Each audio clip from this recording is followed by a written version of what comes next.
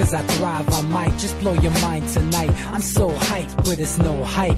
From this height, it's direct hits on sight.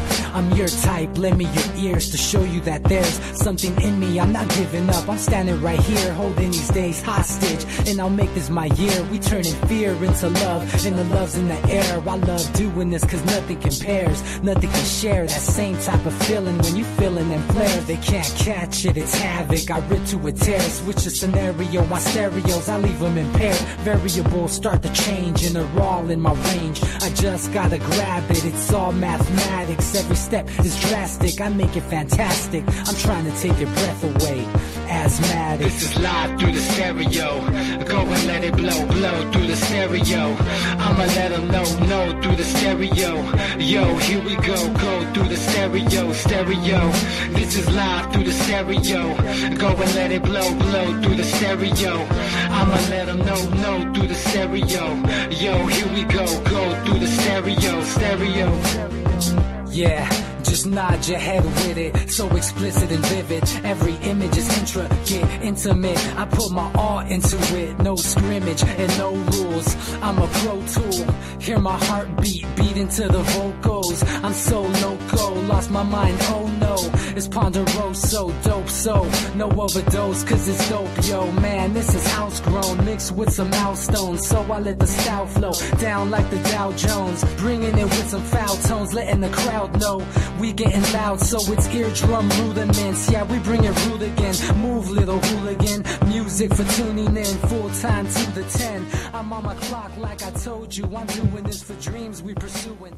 Hey everybody, welcome back to the Anti-Media Radio Show. Once again with your host Nick Burnaby here on ucy.tv and the antimedia.org/radio. Thank you all for joining me again here on Wednesday, January 17, 2018. What a crazy, insane time to be alive, because there's a lot of interesting things happening all around the U.S. and all around the world, and we're going to talk about some of that stuff today.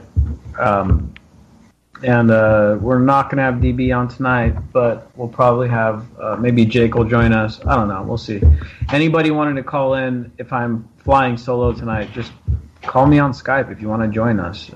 It's the anti-media. And, just add me and call me on Skype, and, maybe I'll get you on the show. Just don't have the phone call function or whatever, but I'm just going to be going off on some stuff tonight. First things first, Donald Trump released his fake news awards for 2017, and some of these are actually kind of good. Paul Krugman is number one. Paul Krugman, he's a supposedly an economist. He writes for New York Times, notoriously a Keynesian economist, the kind of guy that advocates for bailouts and the kind of guy that thinks you can just print money out of thin air, and just kind of one of these typical bankster pundits or whatever. And so Trump nailed him for saying markets will never recover from Donald Trump. And as we all know, the stock market is going insane right now. Not that that's necessarily a good thing. I guess it's up to you to decide if the stock market going crazy while the middle class is kind of shrinking and people are wondering, a bunch of homeless people everywhere, and the standard of living has kind of gone down, and the stock market overheating at the same time. You tell me if that's a good thing. Regardless, it's one of those things that Trump takes credit for, despite, even though it's been going up since Obama was president and all that. It's been going up since like 2009, I think. The stock market's been going up for a long time after the bailouts and everyone got bilked. And, if we would have let the market correct, maybe people like me and people listening to the show would actually be able to afford homes and be able to live in the United States for a decent cost of living. Unfortunately, that's not the case. It's just become ridiculously expensive, and most people I know don't own a home. Most people just rent, or they still live with their parents, or they live with roommates or whatever. Part of that was because of the bailouts, you know. Something that is criticized by the far left and the far right, you know, bailing out Wall Street. Not included in this fake news Olympics is the fact that Trump recently, more or less, he didn't bail the banks out, but he said, all right, we're not going to prosecute you guys for the stuff you guys did. So basically extended their immunity deals that they had. So, you know, Trump in a way kind of bailed out the banks as well. Other fake news, just a bunch of mainstream media stuff, left wing, not even left wing, liberal media, ABC News, CNN. Of course, we're not a fan of CNN. Time Magazine, not a big fan of them. Washington Post, you know, with the basically them being an extension of the CIA, of course, you know, the whole Russia. CNN again. Newsweek, this one's a surprise. Something about Trump not getting his hand shaken. Just more, you know, superficial crap. CNN again. New York Times. You know, a bunch of these guys, you know, these mainstream media people that just make a living out of misleading people. So it is kind of interesting to see Trump go out and smack him around a bit. On the other hand, should the government be attacking private businesses? To me, the answer is no. The government shouldn't be attacking private businesses. If Donald Trump weren't a politician, okay. But it's not new. I mean, Obama used to criticize Fox News. And of course, missing from the Donald Trump fake news Olympics is anything hinting to the right. No Fox News, no Breitbart, who constantly make misleading stories. In fact, recent statistics show that Fox News misleads people like 60% of the time or something. It's something ridiculous. So, of course, it's just selective criticism, you know, selective outrage. Oh my God, the media is so bad, as long as it's the CNN or MSN or, you know, NBC or one of these guys. But yeah, dude, I mean, it's just one of these things. I mean, it's just interesting to see it play out, and you know, we're seeing a bunch of new stuff happen. You know, it's kind of stuff you don't see very often. Again, like I said, you know, Obama in passing at like what's that thing where they like go roast the president, and the president would like tell jokes or whatever, the annual media kind of meetup in DC. Trump actually skipped it this year. But I remember Obama criticizing Fox News and making fun of them and stuff. Not exactly new. But yeah, it's going on. It's funny. It's hilarious. It's crazy to see this animal kind of eat itself the way it is, right? And, you know, I had a great show on Monday. It was nice having Jim Carrey on, not the actor, the activist. Talk about China and what's going on geopolitically with the rise of the East, you know. And a lot of what's going on in the U.S., a lot of this just kind of, what would you call it? Disintegration going on. With the media, with culture, with politics. You know, it really is kind of the tell that we're heading towards a declined status around the world, and it's just a reality that hopefully everyone listening kind of knows is coming and sees it coming. And the only way to attempt to save it is going to be a big war. And of course, in our current state, taking on a big ass war beyond what we're already doing is going to be requiring the full-on, you know, mobilization of the economy in favor of war. Maybe they'll do it to stave off a depression, or if the dollar gets legitimately threatened in some years from now, legitimately threatened for its reserve status, maybe they'll gear up and go to war for it. I don't know exactly how that's going to happen, but sooner or later something like that probably going to play out, and it's not going to be nice, that's for sure. It's going to be an ugly, development. It's going to be an ugly time. It's going to be a dark day when that does happen. And the U.S. has to, when the U.S. has to go out and, fight for the dollar without having it just, pull power plays and threaten people and that kind of thing. When we get to that point, it's going to be crazy. It's going to be nuts. It's going to be,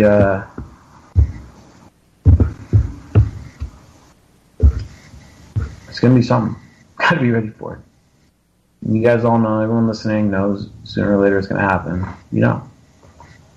And that gives you an advantage. Hopefully.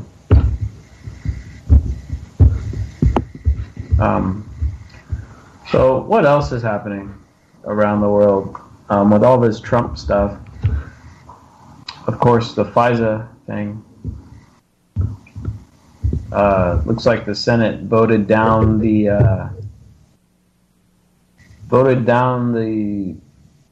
amendments which could have protected our privacy, required warrants for the NSA to snoop through your stuff. The Senate voted it down in a bipartisan manner.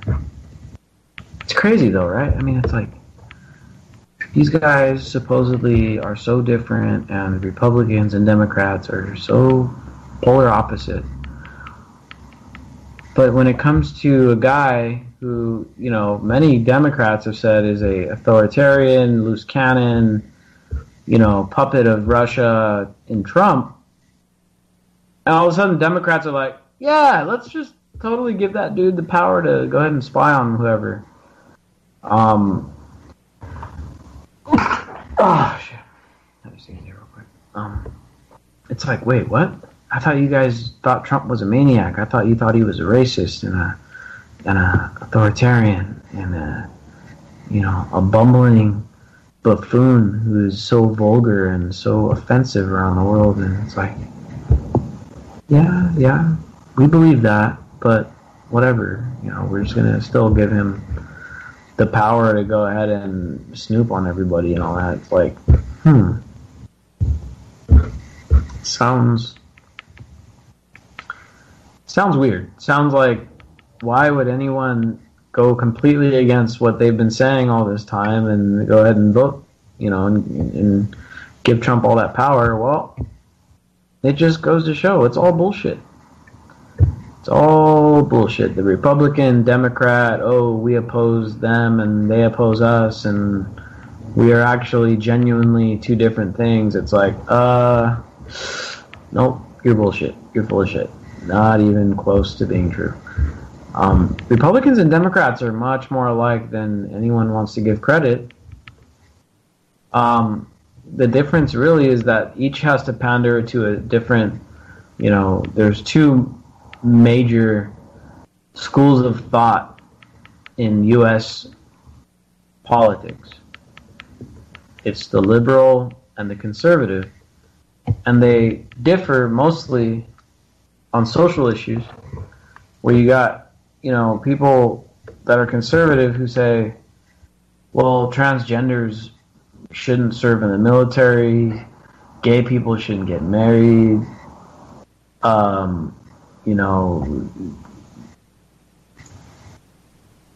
welfare should be harder to get, you should require drug testing, and blah, blah, blah, blah, blah.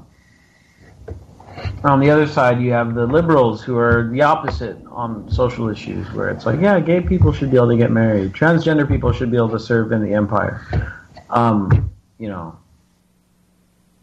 welfare should be handed out kind of more liberally or whatever. But when it comes to allowing some guy like Trump to spy on people, with the deep state, with the NSA, with the the surveillance apparatus, yeah, they're totally cool with it. When it comes to Trump bombing countries like Syria and stuff, no big deal.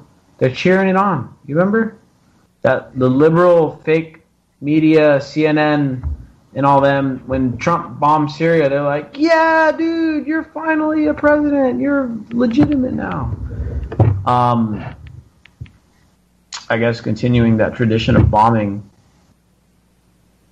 the Middle East or whatever, like presidents tend to do. And all of a sudden they're like, oh, God, he's bombing someone. Wow, he's so nice. He's so awesome. And it's like, what in the fuck alternate universe are you guys living in? The one thing that we should actually all be like, okay, wait, hold on. Like, I totally support abortion and all, but we should not be killing people, you know, on the other side of the world who never attacked us. Instead, they're like, well, he's against abortion, but hell, if he's going to bomb people and kill people on the other side of the world that never attacked us, I support him in that. It's like, wait. Shouldn't we be compromising on the other stuff and not compromising on the fact of killing people by drones on the other side of the world who never attacked us? Shouldn't that be kind of a big deal? And so in this mainstream political discourse, it's brilliant the way that these guys have set it up in a bad way, where it's like all the kind of, now I don't want to put down social issues or anything, but to me the real judgment of a country is based on what it does outside of its borders, outside of its own citizenry. And that's why you don't see me on here very often criticizing other governments.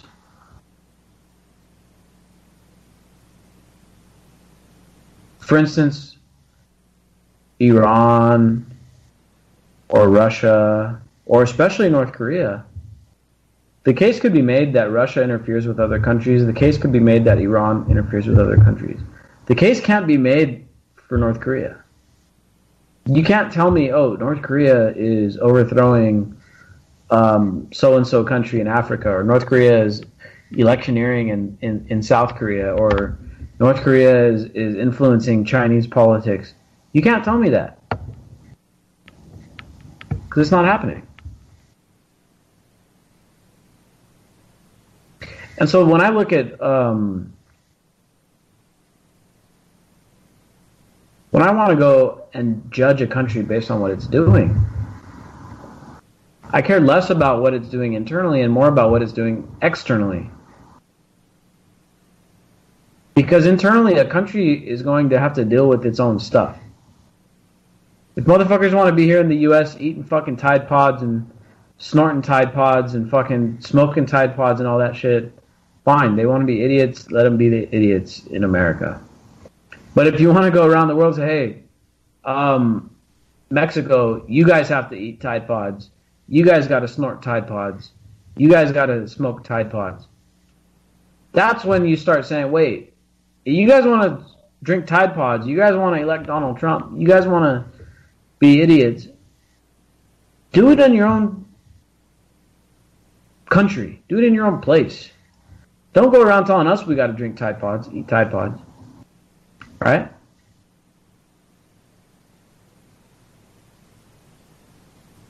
And so that's the big problem, is when countries want to go around telling other countries what to do. Look, United States, yeah, we got a bunch of issues. Major issues. We got structural racism, ridiculous inequality, police brutality, incarceration state, the war on drugs. We got a bunch of issues here. Bunch. And we got to deal with those issues on our own. Who's going to help us solve those issues? What is China going to come over here to the United States and send an army in here and help us solve the war on drugs? Is China going to send an army in here and say, "Oh, we're you guys are overdosing on opiates, so we're going to send an army over there to prevent that"? Or is Russia going to send an army over here and say, "Oh, you guys are too dumb. You voted for Donald Trump. We got to send an army to prevent that"? How is that going to fix anything in the United States? How is it going to solve our problems? It's not. Our problems have to be solved on our own. We have to realize them and figure them out on our own and learn about what's going on, and also deal with the consequences of, plenty of people who I know personally voted for Trump just for the hell of it. Just, well, what else, can't be any worse than Hillary Clinton, right? And so the people that were thinking in that line of thought, they have to deal with the consequences. They have to deal with the reality of Donald Trump. And of course, now he saved up the whole fake news thing, the fake news awards, so that he could inject a distraction whenever he needed it. That's really what, he was supposed to announce it like last Monday or something. And he saved it up so that he could use it whenever, at the drop of a dime, he could just let that out and use it as a big distraction. It's the #1 trending topic right now on Facebook. Probably on Twitter too. I haven't checked yet.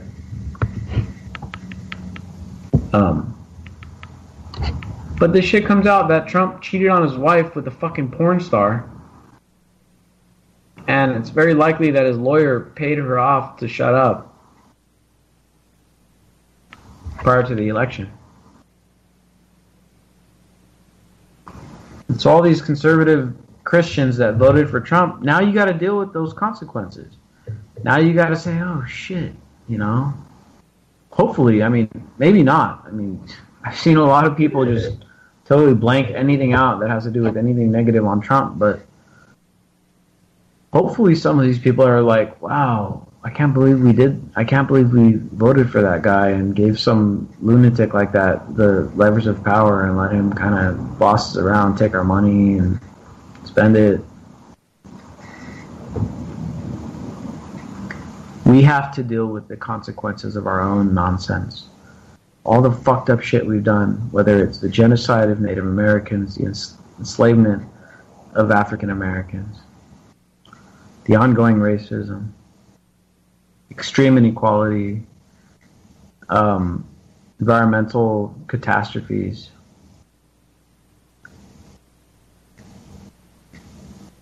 When you make your bed, like they say, you got to sleep in it. And this is the bed that this country has made over the ages, over the generation. Now a bunch of the people, I think, the millennials maybe are the most compassionate generation so far. The people with real access to information. It may seem real trivial with these guys snorting fucking Tide Pods and all that the internet's used for no good. But for the first time in history, people have easy access to vast amounts of information that no longer is embargoed. For the longest time throughout history, information was probably the hardest thing to come by. And even today, information is very valuable.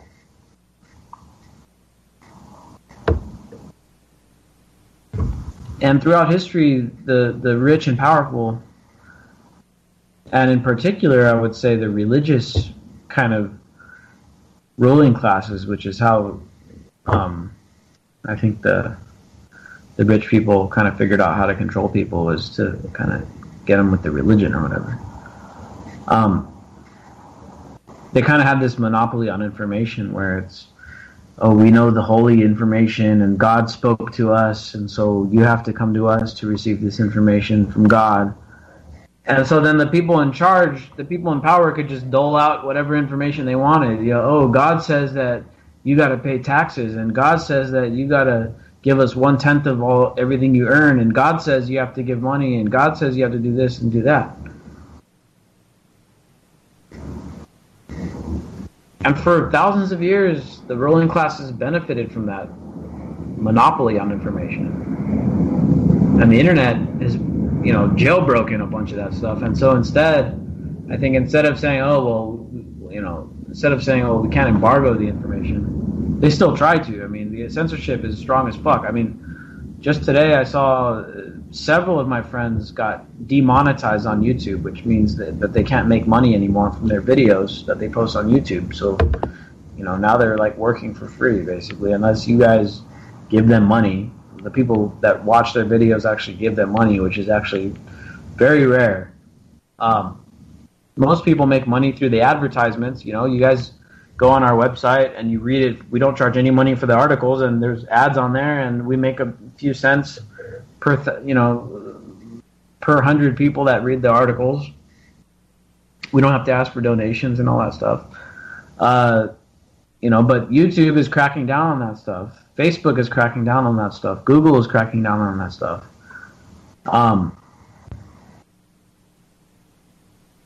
And so, of course, it's soft censorship. It's corporate, privatized censorship, whatever you want to call it. It's not like the government is saying, we're telling Google they have to unmonetize anything that covers, the government's support of terrorist groups or whatever. But Google, being the good little lapdog that it is, or maybe it's the fact that Google is actually more powerful than the government. I don't know. One way or the other.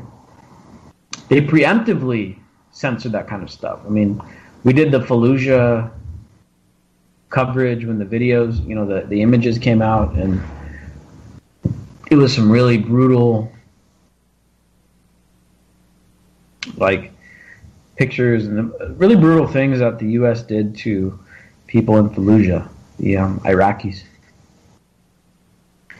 We post the article and the images and stuff, and Google said, hey, well, they sent us an email. It's like, we might go ahead and just revoke your entire ability to make money with Google because you guys are posting these images of these horrible things that the U.S. government did to Iraq. Now, did the U.S. government have to go tell Google, hey, Google, people are posting these pictures, it's making us look bad, we need you guys to demonetize them, threaten them or something? I don't think so. Maybe, but I don't think so. I think Google is more like, they're so big now, they're so involved that they're actually, just saying, we're preemptively censoring stuff that makes the government look bad. And, Facebook has been caught working with regimes. I don't know if you guys heard about this, but it came out last week or the week before. Facebook is working with foreign regimes, dictatorships, or authoritarian regimes, helping them gather intelligence, data, helping them gain some public support.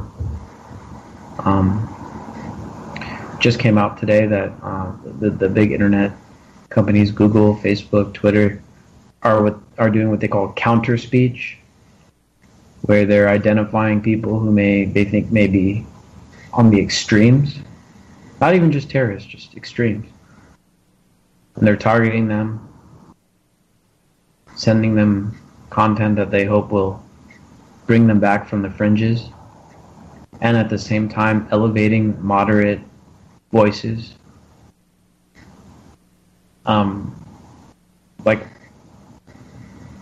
giving a megaphone to the moderates, basically. And on one hand, it's like, oh, okay, well, yeah, we don't want fucking ISIS out there getting a huge presence on social media. But who are the moderates? I mean, do we want to give a megaphone to Hillary Clinton? Do we want Facebook and Google to say, all right, well, anyone that doesn't support Hillary Clinton is too extreme or too radical, so we're going to go ahead and silence them, and we're going to give a megaphone to the people who support Hillary, or the people who support, I don't know, Romney or fucking McCain or whatever. Now, don't get me wrong. I can't stand most of the people that support Trump. I think they're a bunch of idiots. But do I think that those people should be silenced?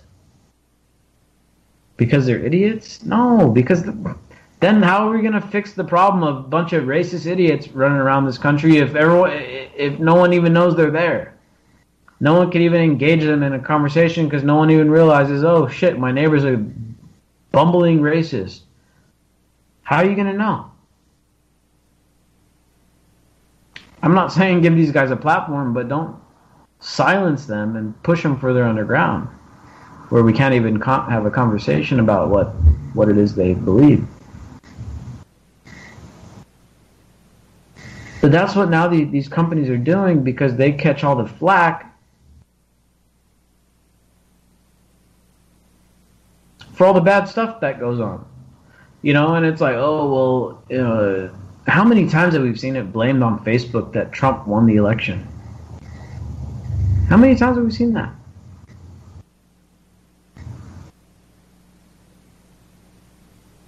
And now Facebook is going and moving and saying they're going to take away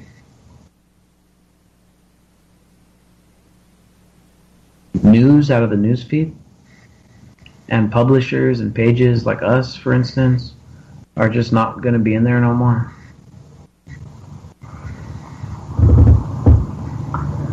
Because they're tired of dealing with everyone blaming them for society's problems. Now, I'm a huge critic of Facebook, too. Facebook is of all the problems, the soft censorship, the corporate censorship going on. But you can't blame Facebook for the fact that people are upset in this country. People are gravitating outside of the mainstream. People are gravitating towards the fringes of society, whether it be on the left or the right. That isn't Facebook's fault. That's because the system is failing people. And so in the system, instead of saying, oh shit, we're failing people, it's like, well, Facebook's the problem. Google's the problem. We have to censor these terrorists. We have to censor these fringe. We have to censor these racists. We have to censor Antifa. You have to censor all these other people.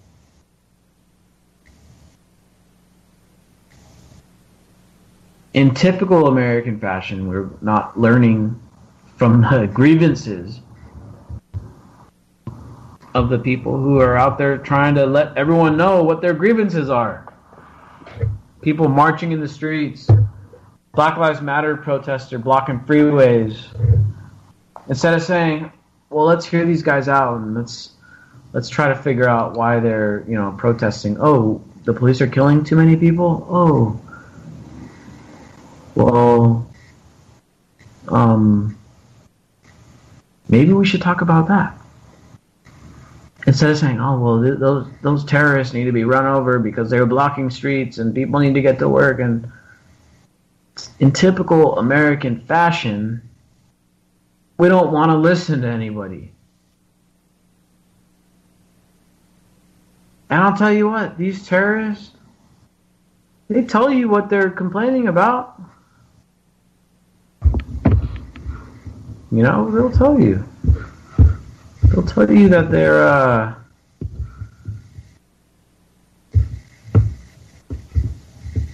upset with U.S. foreign policy. Or, that they're tired of our military bases in their country. Or that they, whatever it may be. I mean, people voice their grievances. They tell you. But we don't want to listen.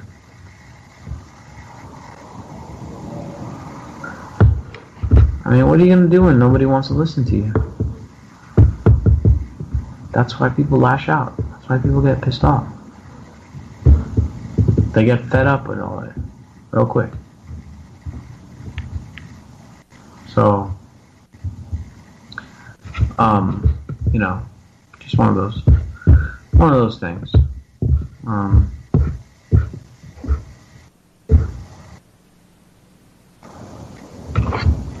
We gotta stop blaming the platforms for our problems. People want to blame the Electoral College for Donald Trump, right? It's kind of the same thing. But, you know, we got some issues, deep-seated issues in the United States that need to be dealt with. And back to the point I was making earlier, everyone's got them.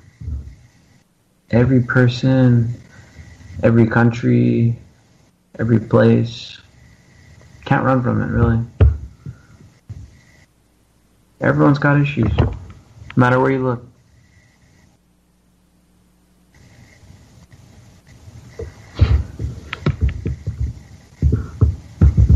Things that we got to deal with on our own. Not just by yourself, but, you know, you can't expect some foreign entity to come bail you out, save you from yourself. That's what the U.S. has been doing. Going around acting like they're going to save you from yourself. You know, and that, you know, banning drugs is going to somehow keep you alive longer. And at the same time, the longevity of the average American has declined now 2 years in a row, which is a pretty big deal. Hasn't happened in a long time. And so these guys want to run around acting like they're gonna, you know, protect you from yourself or whatever. It's like, well, it's not working.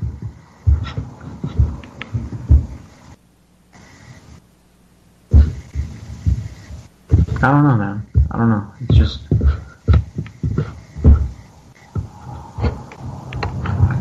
a lot of stuff happening. Everyone wants to lay the blame down. No one wants to take responsibility for it. And I don't know if it's just a uniquely American thing where we just never want to take responsibility for anything of our own. You know, this whole war on terror thing is like the perfect example. It's like, oh, we have this war on terror, and why do terrorists hate us? Well, because we're in their countries, and so what's the answer? Well, we're going to go in their countries. So it's like, wait, okay, so terrorists hate us because we're in their countries, and our solution to terrorists hating us because we're in their countries is to be further involved in their countries. It's just like, okay, how does that make any sense? You know, and then when some stupid shit happens and some attack happens and it's like, oh my god, I can't believe these evil people attacked us. And I can't believe that anyone would try to harm us innocent Americans. What have we done to anybody?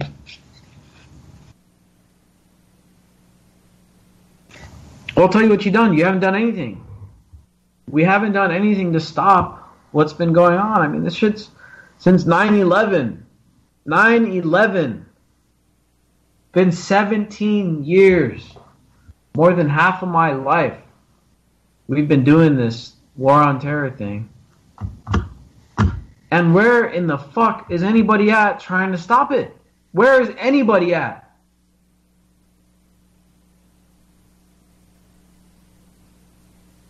We post the stories every day. Every day. Saudi Arabia, Israel, U.S. intervention in Yemen, airstrikes in Syria, Iraq, terror, suicide attack in Baghdad.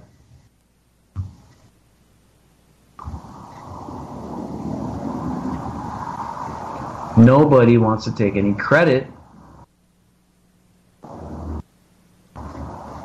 for what the U.S. is doing. And you know what?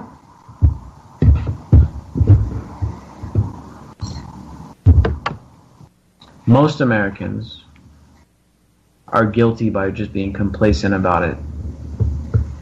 Like I said, the information is out there. And that's what makes us unique. That's what makes us, especially us millennials, we're aware of all this stuff. Ask any millennial And I love, you guys know me. I love throwing these fucking statistics out there. I would say 8 out of 10. If you ask them about the drug war, they tell you it's bullshit. 8 out of 10.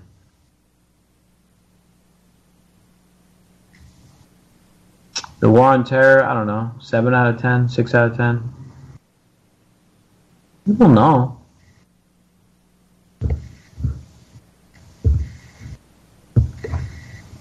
But we have to stop allowing it to happen. Because that's what these politicians capitalize on. Is their false sense of authority that all of us are just like, well, it is what it is.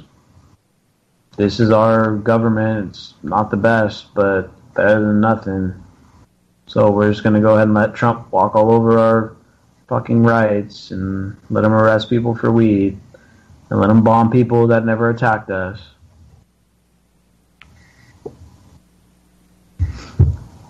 It's our fault for being complacent. And of course, there's tons of propaganda. They manipulated us. They got all the psychology and science on their side, and they're real good at this stuff. But that's still no excuse. We've got the information. How is it that some of us have realized this was going on? How have I realized it? People listening to this show realized it. Yeah, I know you guys are smart, but we're not the smartest people in the world by any means. How have we figured it out? But everyone else is like, whatever. I still got my, TV and entertainment, and I still got some food on the table, even if it's crappy food that's making me sick. I still got food. So whatever, screw it.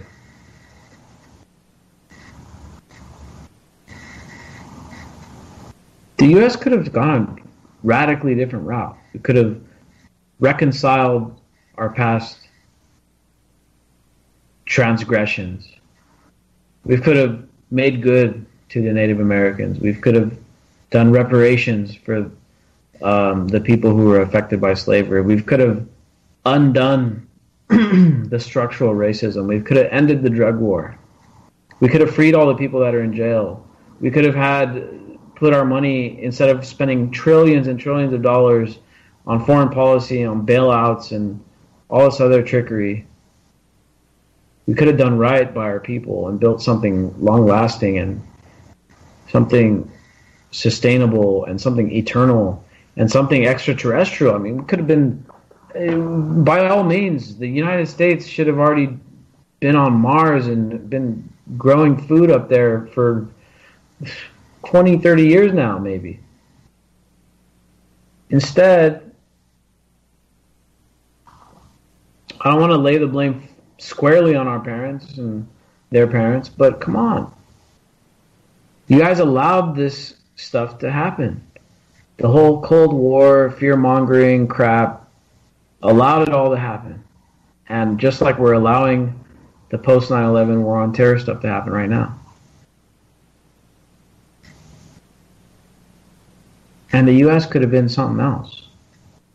It really could have been that shining star on the hill. Or whatever the crap Reagan said was. It could have been that. It's not, but it could have been.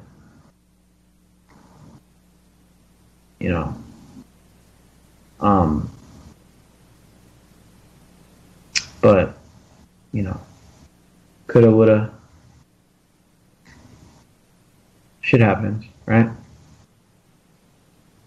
Is it too late? I don't know. It's a good question. I don't know if it's too late. Maybe. I know it's not too late to work on yourself. Do your own thing. Make shit happen in your own life. Make shit happen in your own neighborhood. That's what I'm trying to do.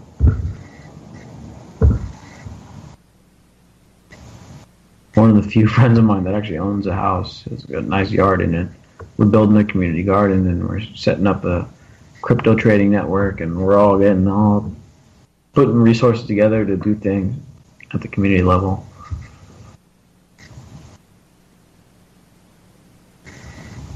At this point, we got to talk about starving the beast, getting the money out of the hands of these assholes.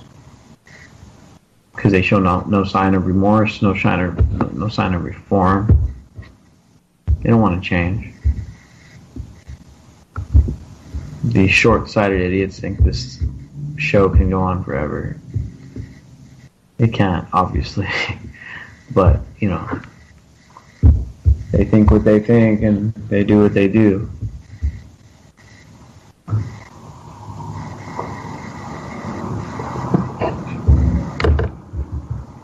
But we got to do our thing. We got to do our own thing.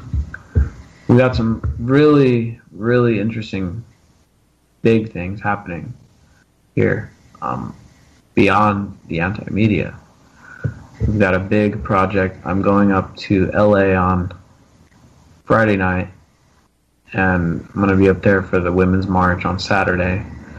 And then we're going up to Las Vegas on Sunday for another march. Some of the big names I'm sure you guys will recognize. Carrie Wedler, editor-in-chief of the Anti-Media. Justin King from the Fifth Column. Derek Brose from the Conscious Resistance. Ford Fisher from News to Share.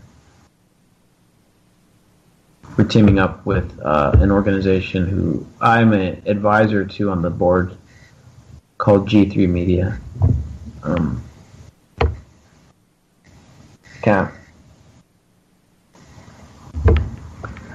Can't give out all the details, but let's just say it's something really big hopefully happening, that will bring much, much more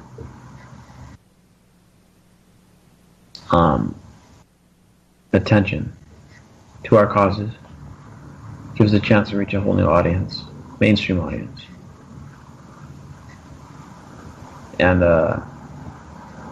who knows? Maybe it'll be something big.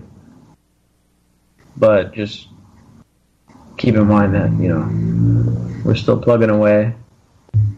Hope is not gone. As crazy as things may look, as fucked up as things may seem, hope isn't gone. Hope is far from gone.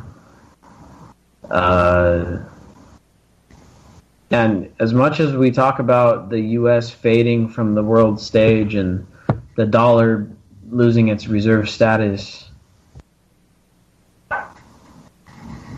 it may not necessarily be a bad thing. The U.S. is... Look, you can only last for so long as the world's largest power, because when you're not competing against somebody and fighting, clawing your way up the ladder, well, then you're losing your edge. It's like a knife that isn't used loses its edge. I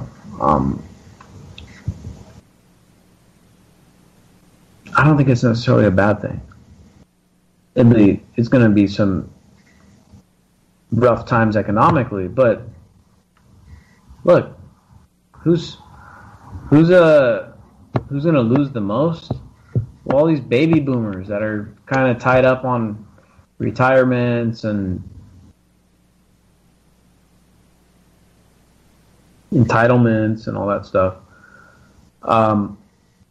They're going to be really the ones hurting. But us millennials, we're already used to not having much. And it's not going to be, we're going to have Europe status. It's like, well, we're not the empire anymore, but we're not like third world either, We're going to be all right. And maybe, for us, we might actually finally be able to afford to live in a house, to own a house. But the age of American hegemony financially around the world, that's come, and it's on the way out. It's leaving. It's already on the way.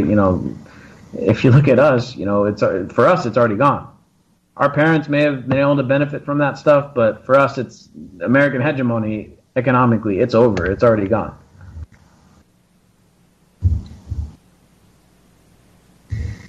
And maybe American hegemony isn't a great thing. Maybe having another power be up there with us to help keep us in check. Maybe that's a good thing. Maybe we shouldn't be able to go around knocking out governments at will whenever we want, not properly understanding the repercussions of our actions, like, for instance, in Libya, in Iraq, in Afghanistan, basically anywhere else that we go in meddling with the place. Maybe it's better there's someone that's strong enough to say, hey, wait, guys, no, maybe you shouldn't do that.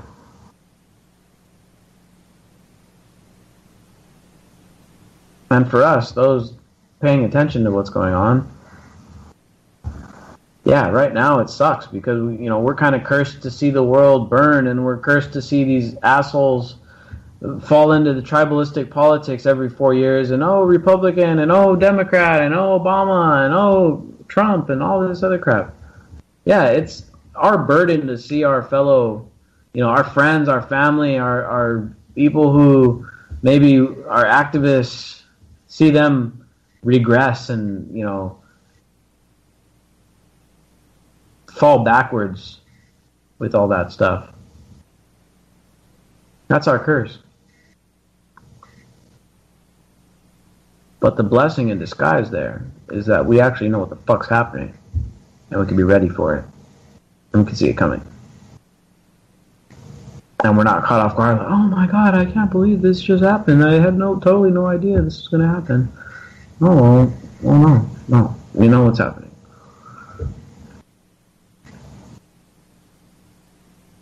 And a bunch of people, like these people that are like obsessed with the standing for the pledge and all that, they're so fucking clueless that they don't even have a fucking clue what's happening.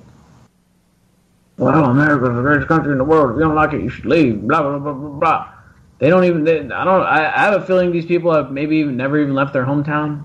They don't know what the fuck's going on in the world. All they know is what Fox News tells them, what CNN tells them. They don't even know what really happens around the world. You got to get out there and see it before you can comment on it.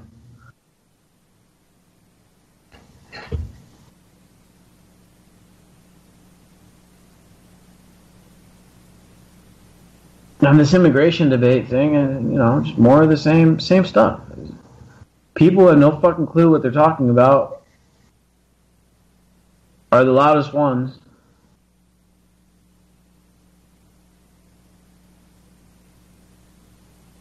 And they're clueless. They have no clue what the fuck's actually happening. They want a big police surveillance state with a fucking giant wall at the border, not knowing that they gotta go in and out of it too. Not realizing or not caring at the moment.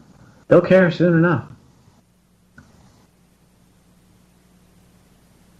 And wanting to discourage people from coming to this country. Those are the people bringing the money. And the jobs. And the demand. And the labor. Most countries around the world that have... Many countries around the world, I don't want to say most. Many countries. First world countries. Their biggest problem is not having enough people. Declining populations. Western Europe, Japan, Russia. I'm sure you guys have heard it. They pay people to have kids over there. They pay people to have kids. And these fools over here are like, oh, it's economically unsustainable to be bringing, to be allowing immigrants to come across. Like, no, it's actually economically, unsustainable to be not allowing immigrants into this country. To be honest.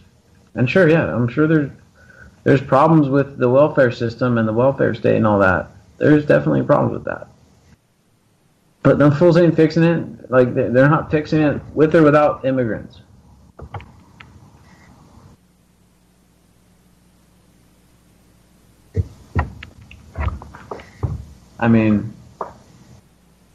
Hold on. Let me get a beer break here.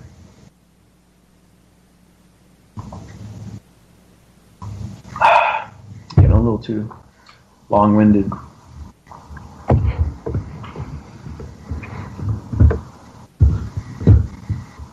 The information's out there. Why be ignorant about it? Why open your big mouth about something you know nothing about? You know.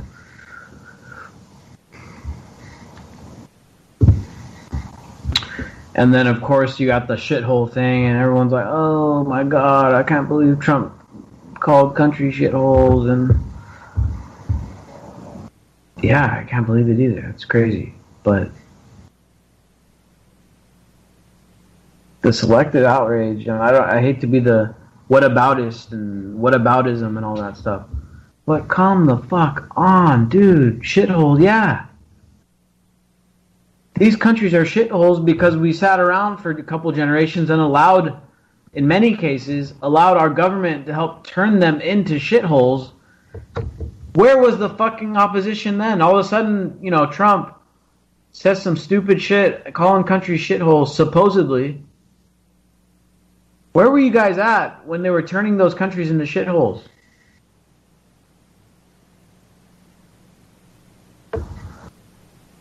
I mean, Haiti? Haiti, didn't the U.S. like overthrow that government at least once or more?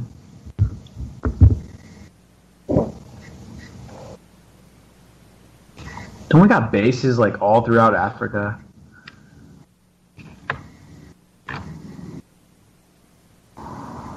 Why the fuck are people kind of just like all of a sudden like, oh, I can't believe you called them shitholes? Like, where were you at when Libya happened? Where were you at when Obama said, oh, Gaddafi's got to go? Where was everybody at?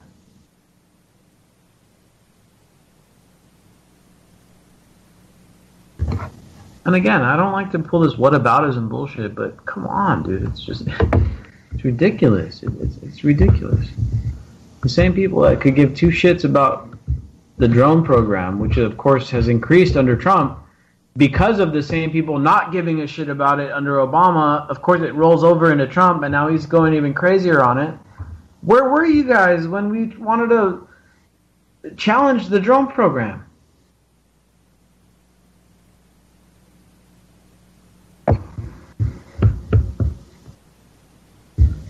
And so this selective outrage bullshit,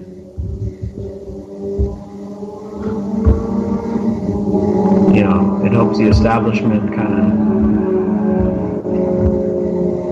move up and push its agenda through.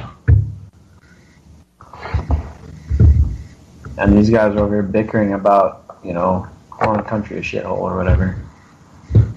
Which, if I were a diplomat or a politician, of course I wouldn't be calling any country a shithole. But still.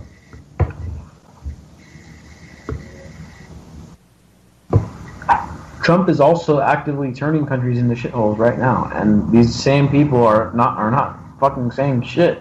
The senators, I saw these senators up there almost crying, talking about how offended they were about Trump. How are you guys offended and you don't do shit when they're bombing these countries? Like, how is that not offensive? We're bombing, like, on the books, 7 countries. How is it not offensive? Name one of those countries that fucking attacked us. None of them. None of them. Afghanistan didn't attack it. Thank y'all for tuning in. Anti-Media Radio. Be back. This is live through the stereo. Go and let it blow, blow through the stereo. I'ma let them know through the stereo. Yo, here we go through the stereo, stereo. This is live through the stereo. Go and let it blow, blow through the stereo. I'ma let them know through the stereo. Yo, here we go through the stereo, stereo.